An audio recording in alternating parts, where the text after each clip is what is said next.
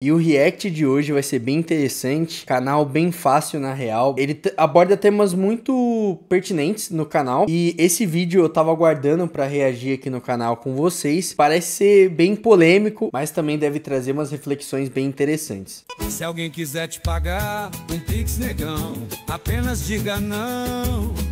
Só negue, meu nego. Só negue. Só negue, negão. Só negue. Se você já está de saco cheio em pagar uma porrada de imposto para sustentar a Hilux do cacique Toco Pinto Mole, o Bolsa Família e o Tigrinho da Creide e seus 5 filhos, a Mercedes C63 do funcionarismo público e as regalias carcerárias do MC Latrocínio, Meu Deus. fique tranquilo. O ministro da Fazenda, Aladim Volim Taxá, está planejando criar mais 2.050 impostos para estudar seu patrimônio e sua conta bancária. Mano. Ai, cara. Enfim, né? Vocês já viram como é que vai ser o clima do vídeo. Para continuar passando dinheiro a essas pessoas. Taxa da brusinha, imposto do Pix, taxa dos fundos imobiliários. Fica tranquilo, porque hoje você vai ver que supostamente sonegar impostos é bem fácil na real. Mas antes, Muito só um bom. aviso básico. Caros amigos da Receita Federal, Polícia Federal e Ministério da Fazenda, esse vídeo é humorístico e educativo. Sim, Logo, sim. o intuito desse vídeo é mostrar como ocorrem os crimes de sonegação fiscal. É de apenas forma uma simulação. engraçada e educativa. O canal Bem Fácil na Real não compactua e não incentiva a prática de tais atos, ok? Arregou. Bom, vamos lá. Primeiro de tudo, aqui estão os 10 mandamentos da Bíblia do sonegador de imposto. Usarás somente dinheiro vivo. Sim, Evitarás ter patrimônio atrelado ao seu nome. sim. Não usarás cartão de crédito nem Pix. Opa. Não terás conta bancária. Usarás Importante. criptomoedas. Terás um excelente contador. Não Opa. declararás as vendas do seu comércio. Emitirás notas fiscais frias. Compararás mercadorias sem notas fiscais. E declararás menos estoque do que o real. Amém. Mais pra frente eu vou explicar em detalhes pra você o significado dessas mensagens que o nosso profeta, sonegador de impostos, deixou para nós em sua Bíblia. Se você mora no Brasil, não importa se você é branco, negro, moreno ou asiático, você vai pagar muitos impostos em todas as ocasiões possíveis. Olha isso daqui, rapaziada. Olha o que a IA pode fazer em 2025. Doideira.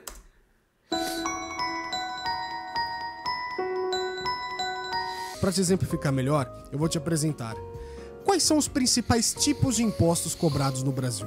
Temos os impostos sobre consumo, ICMS, IPI, ISS, PIS, COFINS, etc. Esses impostos você paga de forma direta e indireta todos os dias. Seja Sim. quando você vai comprar um Monster ou um Jetta GLI 2025. Vocês já pararam pra pensar que quando a gente compra algo no mercado, a gente não tá pagando só o imposto direto daquilo. Isso acontece no mundo todo, não só no Brasil, mas só pra gente tentar fazer um exercício básico aqui. A gasolina do caminhão, no caso ele usa diesel, né? Tem imposto. O mercado paga imposto sobre o lucro que ele vai ter sobre a venda daquele item que você está comprando. O seu item tem imposto.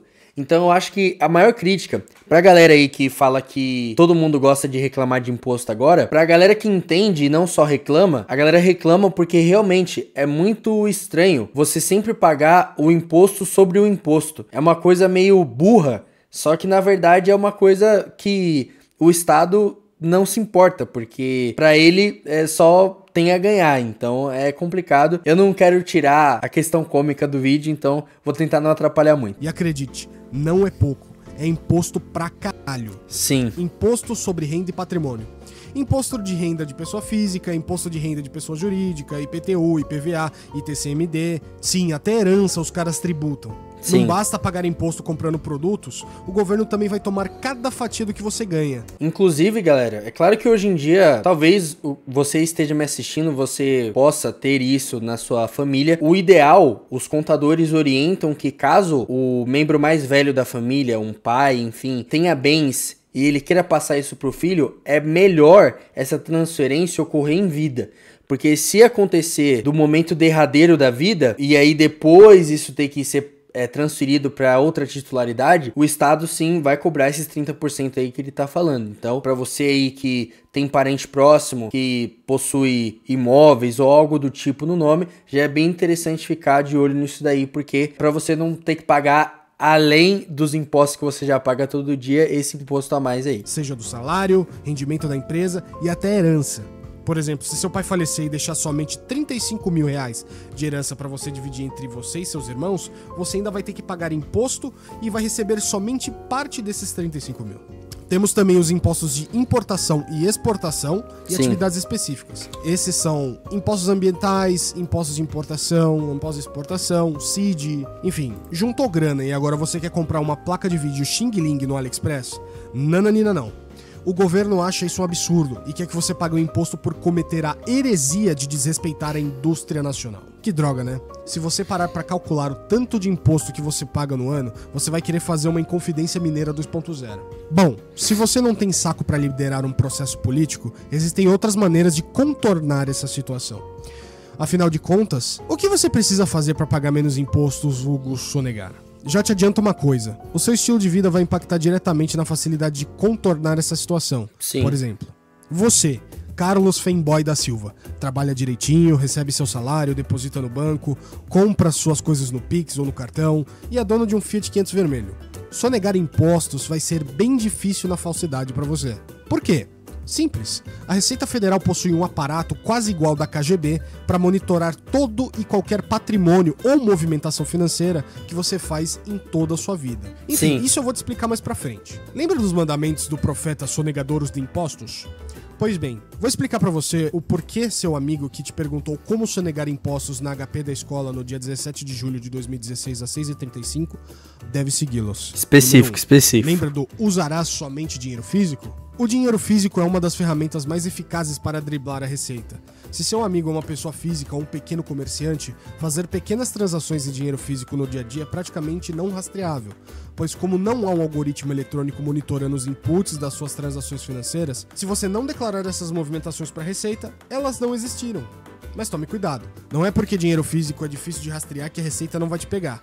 Exato. Muita calma nessa hora. Se você inventar de comprar um carro com dinheiro vivo, o vendedor é obrigado a declarar para a Receita. Quando um estabelecimento recebe mais de 100 mil de dinheiro em espécie, quando isso acontece, o estabelecimento tem que comunicar a COAF imediatamente, que a COAF é um dos órgãos do governo que tenta gerenciar essa questão para não ter lavagem de dinheiro e etc. Então, muitos estabelecimentos aí, principalmente de carro de luxo aqui no Brasil, eles têm que comunicar a COAF regularmente, até porque, principalmente essas concessionárias que são famosas no Instagram, né? Aquele Tecar já comentou isso algumas vezes, o cara que vende carro de luxo aí pra vários funkeiros, enfim, que ele direto tem que comunicar com a COAF, porque senão dá ruim, rapaz. Dá ruim. Jeito que foi feita essa transação. E aí, meu amigo, você tá alinhado. Número 2. Evitar ter muito patrimônio atrelado ao seu nome. Evitar é uma palavra muito forte. Vamos trocá-la por subnotificar. Pois, independente da renda do seu amigo, ao longo da vida, ele vai acumular patrimônio, ainda que pouco. As alternativas que os brasileiros utilizam para pagar menos impostos sobre patrimônio são subnotificação de renda, Caixa 2, colocar os bens em nome de laranjas, abrir empresas de fachada e outras cocitas más. Número 3. Não usar cartão de crédito nem Pix. Em pleno 2025, quem acha que a Receita Federal não vai saber das suas comprinhas via Pix e cartão é ingênuo, para não dizer outra coisa. Conforme eu dei uma palhinha anteriormente, se tem uma coisa que o governo faz bem por aqui, é o monitoramento de transações financeiras, e o que não faltam são algoritmos sofisticados para identificar essas movimentações.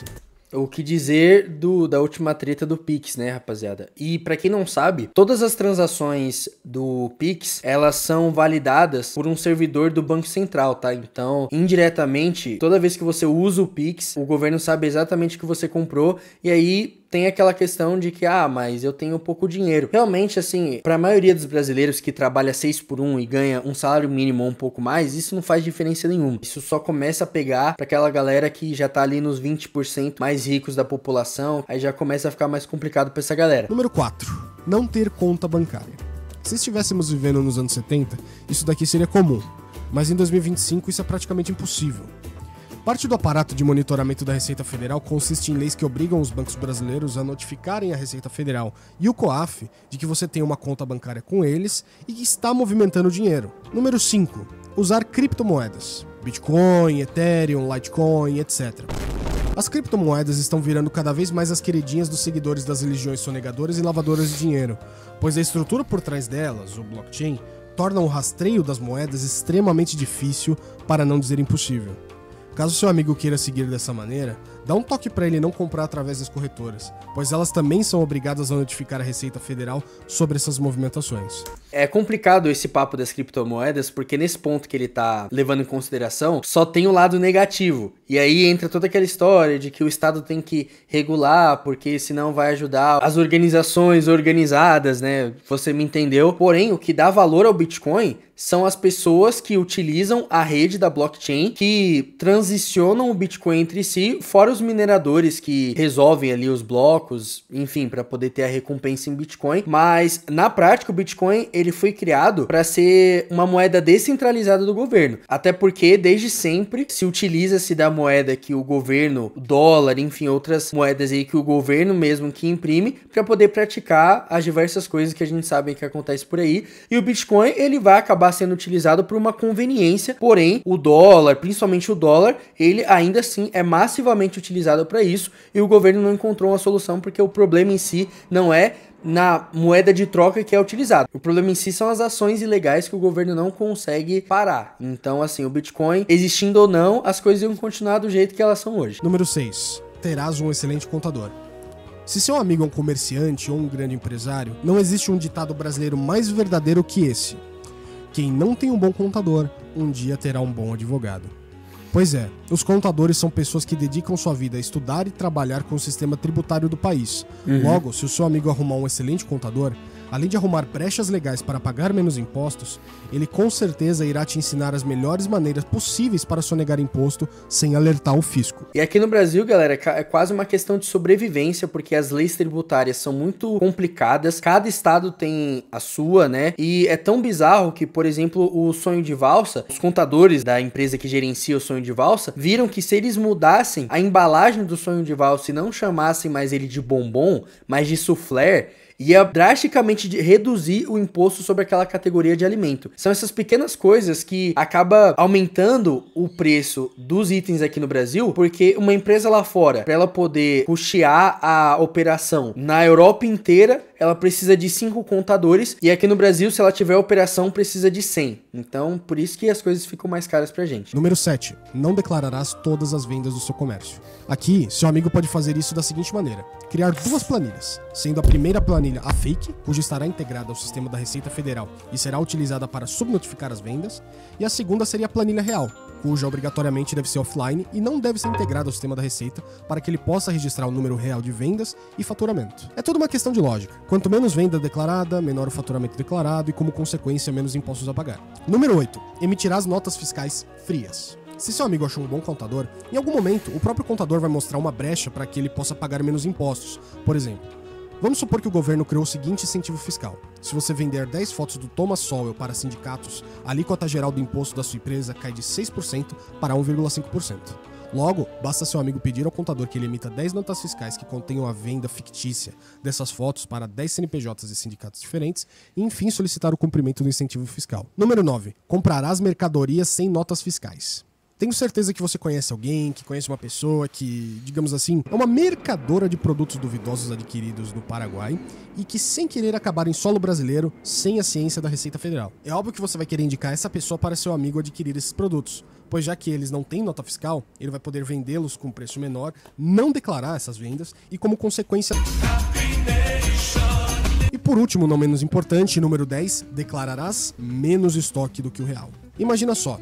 Seu amigo comprou 500 camisetas, declarou que comprou 300, mas no final ele vendeu as 500? Se a loja do seu amigo usa o modelo tributário do lucro presumido, subnotificar essas 200 vendas faz com que o custo de mercadorias vendidas seja menor, e como consequência, o lucro aparenta estar menor, fazendo assim que ele economize um bom dinheiro na hora de pagar impostos. Ufa, tenho certeza que seu amigo vai adorar ouvir essa história sobre a Bíblia dos sonegadores. Que doideira, okay, imagino que você tenha entendido como funciona mais ou menos as práticas de sonegação feitas pelos adeptos dessa religião aqui no Brasil, certo? Mas e aí? A Receita Federal realmente tem esse poder todo de fiscalização? Como funciona o processo de fiscalização da Receita Federal? Eu diria que caso a Receita Federal não esteja na vanguarda da tecnologia de algoritmos e técnicas de Big Data com ênfase no monitoramento de movimentações financeiras, ela possui uma série de tecnologias de ponta para não deixar nenhuma ponta solta no sistema tributário brasileiro. A estrutura de fiscalização da Receita Federal tem como base os 4 pilares a seguir. Número 1. Coleta de dados. Bancos, notas fiscais, cartórios, bolsa de valores, movimentações no exterior, órgãos públicos. A Receita vai coletar dados de todas essas instituições com o intuito de ter ciência do que você anda fazendo. Pilar número 2. Sistemas de análise e cruzamento de dados. Sistema da malha fina. Compara as informações do imposto de renda com os dados adquiridos que estejam atrelados ao seu CPF ou CNPJ durante o processo de monitoramento. Auditoria eletrônica. Essa aí é feita por inteligência artificial, que usa algoritmos para identificar padrões suspeitos, tipo gastos incompatíveis com a renda declarada, operações fragmentadas, movimentações de criptoativos vinculados a corretoras e etc. Tem também o sistema Syscomex, que é para importação e exportação.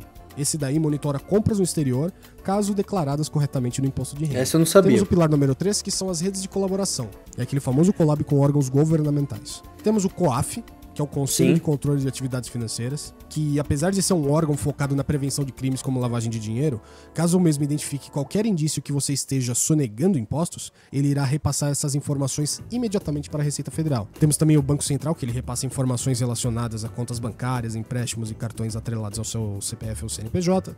Temos também a Polícia Federal e o Ministério Público Federal. Eles, por sua vez, repassam informações referentes a investigações de crimes envolvendo lavagem de dinheiro e sonegação qualificada que eventualmente possam estar atreladas ao seu nome. E por fim temos o pilar número 4, que são as ferramentas específicas para identificar sonegação. Daqui eles fazem um cross-check de dados, que é tirar uma relação entre patrimônio declarado e compras de imóveis e veículos, análise de redes, mapeia relações entre CPFs e CNPJs para identificar laranjas, Tudo isso parece muito bizarro pra mim, não sei se pra vocês parece, porque tudo bem, assim, pode ver aí se eu tô sonegando ou não, mas tudo que a gente compra, o Estado ele precisa tomar uma parte. Se é a casa, é o IPTU, se é o carro, é o IPVA, sendo que quando a gente vai comprar um carro zero, 40% do valor do carro é só imposto. Se tirasse, ia ficar ridiculamente mais barato. Então é o nosso Brasilzão. Empresas de fachada e fraudes em cadeia. Temos também o programa do ocultômetro. Ele basicamente calcula o patrimônio oculto com base em atividades exercidas pelas pessoas, como, por exemplo, viagens internacionais não declaradas, veículos de luxo em nome de terceiros, etc. Caraca, hein, velho? Do nada o vídeo virou sonegar imposto é bem difícil na falsidade. E o que acontece se a pessoa for pega sonegando impostos? Ela tá completamente lenhada. Bom, tudo vai depender da gravidade do crime e do grau de envolvimento da pessoa. As punições podem ser administrativas, civis e penais, por exemplo. Aqui as punições administrativas a gente pode citar as multas financeiras, onde a pessoa que for pega sonegando imposto de má fé pode levar uma multa que varia de 75% a 225% do valor sonegado. Isso está incluso no artigo 44 da Lei 9.430 de 1996, com a inclusão de juros e correção monetária. Temos também a inclusão no CADIM, que para os mais íntimos é o Cadastro Informativo de Créditos Não Quitados. Essa situação pode fazer com que a pessoa fique impedida de obter empréstimos bancários, participar de licitações públicas e de renovar ou obter o passaporte. Temos também o confisco e a penhora de bens, onde a Receita pode confiscar algum bem que eventualmente esteja no seu nome ou não. E você consegue saber dessas coisas através de... E tem como aprender essas coisas, principalmente para quem vai fazer o exame do CPA, né? O CPA é uma certificação que quem faz administração ou economia acaba sempre esbarrando ao longo da vida profissional, e é sempre bom ter para poder atingir melhores cargos dentro da empresa, principalmente do ramo bancário. Então, como eu sou formado em economia, eu já estou ciente desse processo, já tentei fazer uma vez, mas não consegui ainda. Então, é uma das formas que você tem que aprender tudo isso daí, como funciona a lavagem de dinheiro, para poder você combater, né, e não você se valer da sua empresa, vendê-los no leilão e utilizar o valor arrecadado para quitar as suas dívidas, né?